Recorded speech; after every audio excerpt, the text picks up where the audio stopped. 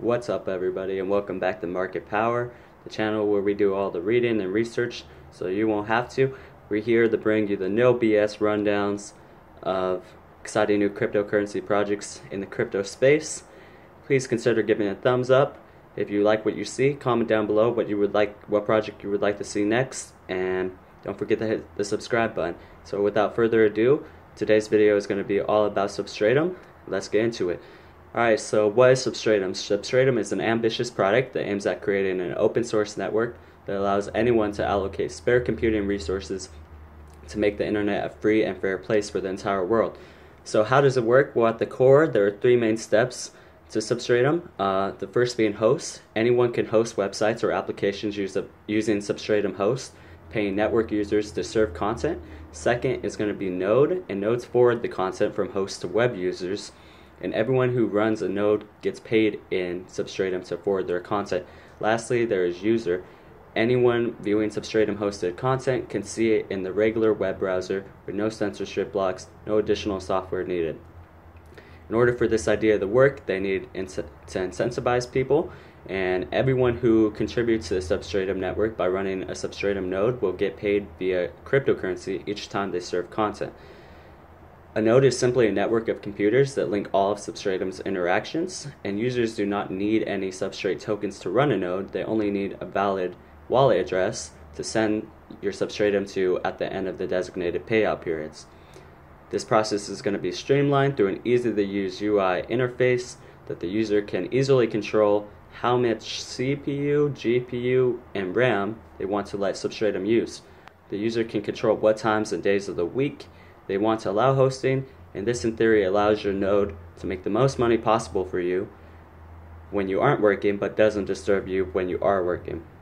So as we go along the payment, this currency will come in the form of what are known as substrate and atoms, and it's going to be a rough linguistic equivalent to dollars and cents, meaning that they use whole numbers with 2 decimal places, hoping that this will ease the learning curve and help mass adoption rates to the general public. They will also facilitate the payment of substrate by implementing what they call crypto pay. And crypto pay works like Stripe or PayPal, but instead of locking users into a particular currency, it leverages cryptocurrency conversions, and shoppers can pay using any currency they like, such as Ethereum, Bitcoin, Litecoin, and even fiat. And crypto pay converts the payment into substrate, then pays the host in their preferred currency. The entire process is going to be instant and invisible, and every host can integrate CryptoPay into their website as a payment gateway. So why is Substratum useful? Well, due to the fact that there is no single authority delivering or monitoring the content, censorship and geo-restricted sites won't be an issue on the decentralized web. It doesn't matter where you live or what content you're accessing, everyone in the world sees the exact same content. This effectively ends the need for the use of Tor or VPN, and making information more accessible to those who need it most, who might not be as technologically proficient, or those who don't want to go through the trouble or hassle of setting these up.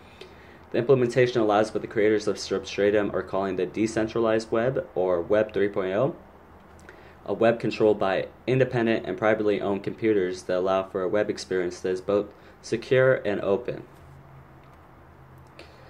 So why is it better than the current system? Well, the primary issue with web hosting in its current form is that it's incredibly expensive. It can cost upwards of thousands of dollars per month solely to host the site files.